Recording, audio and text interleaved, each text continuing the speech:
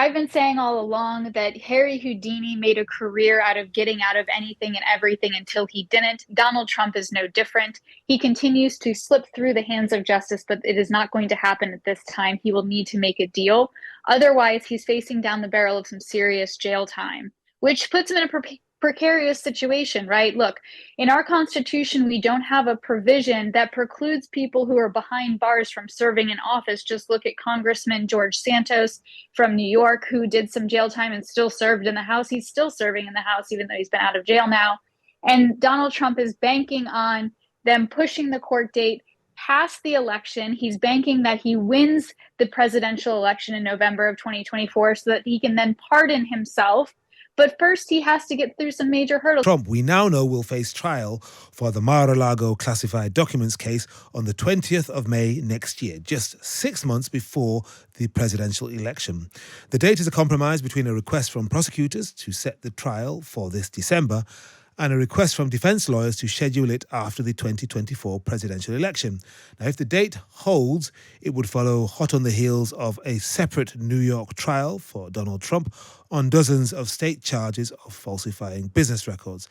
Let's talk to Mariana Mancuso, a political analyst and a former Republican advisor. Mariana, hello. Hello, Henry. How are you doing? I'm in great form. Never better than when discussing Trump. What about you? Just another day in America. Sure it is. Well, let's look at this judge, Eileen Cannon. She's a Trump appointee. She set that 2-week trial for the 20th of May. Interestingly, today, Mr. Trump said that the trial date is a, quote, major setback to the Justice Department's crusade against him. Is he right, would you say?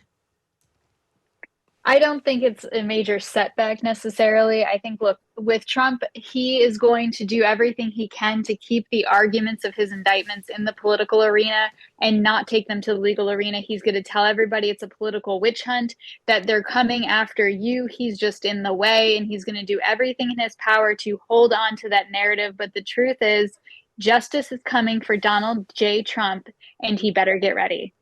Out of the cases that are lined up against him, which one should he be most concerned about? Which one will his supporters be most nervous about? His supporters aren't nervous about the cases because they think that this is a witch hunt and that there's no merit to these cases. That's the problem. And the problem is that he continues to fundraise off of these cases because there doesn't seem to be anything that he can do or be indicted on that will wane the support and the love from those who are behind Trump and supporting him every step of the way. Even though I'm just looking at some key dates for Trump next year. So 15th of January, you've got the Iowa caucus. That's right, isn't it? The 5th of March, Super Tuesday. Voters in 14 states, including California and Texas, go to the polls. And then 20th of May, the criminal trial in the classified documents case begins in Florida. Surely that has the power, the potential to derail some of his momentum, if he is the nominee by then.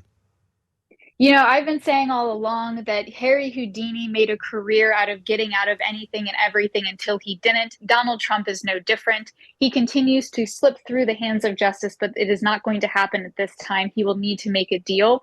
Otherwise, he's facing down the barrel of some serious jail time, which puts him in a precarious situation, right? Look, in our Constitution, we don't have a provision that precludes people who are behind bars from serving in office. Just look at Congressman George Santos from New York, who did some jail time and still served in the House. He's still serving in the House, even though he's been out of jail now. And Donald Trump is banking on them pushing the court date past the election. He's banking that he wins the presidential election in November of 2024 so that he can then pardon himself. But first, he has to get through some major hurdles. He's got to get through the Iowa caucuses. He's got to get through Super Tuesday. He has to win the Republican primary here and get onto the general debate stage against sitting President Joe Biden. But you talk about him having to go through those hoops as though it's going to be difficult for him. And previously, remember, he just steamrolled and bulldozed every obstacle out of his way. I mean, and the biggest obstacle at the moment is Ron DeSantis, and he's had a really bad week, hasn't he? Well, Ron DeSantis, as I've been saying since he jumped into the pool of presidential contenders, is not ready for prime time. He should have sat down and waited his turn until 2028, but his ego and the B squad around him giving him nothing but yeses wouldn't allow that to happen.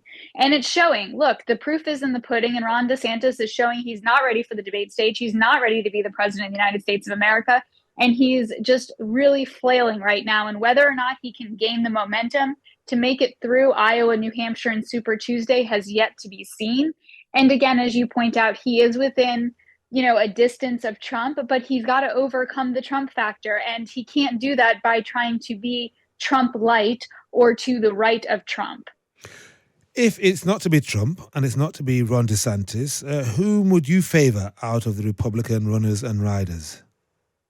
Well, right now, I can tell you that the Republican contenders in the lineup for the Republican presidential primary is beginning to look a lot like a police lineup with all the wrong suspects. The Republican Party has yet to nominate or find somebody that is a person of principles and values any longer.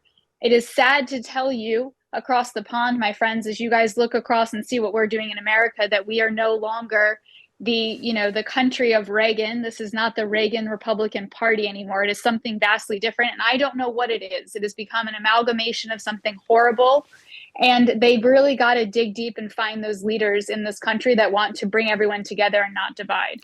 How tempted are you to become an independent or even, God forbid, a Democrat?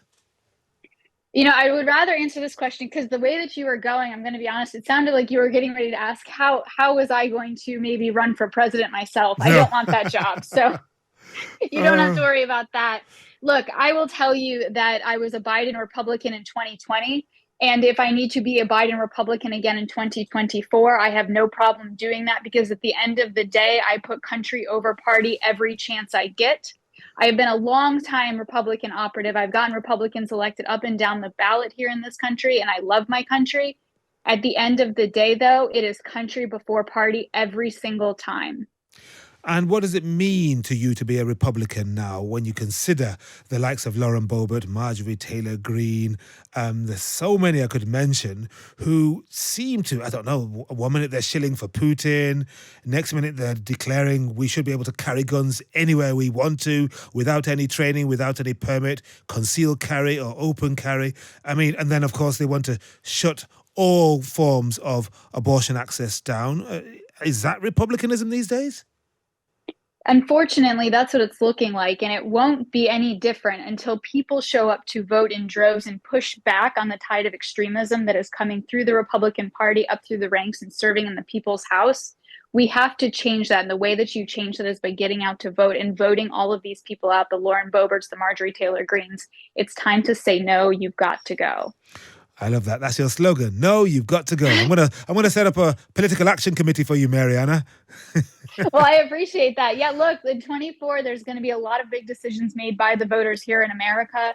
And at the end of the day, I hope that they show up and they vote their conscience and they decide to put America before anything else. Because at the end of the day, this democracy is the longest standing experiment we've seen, and it's important to see it to continue on.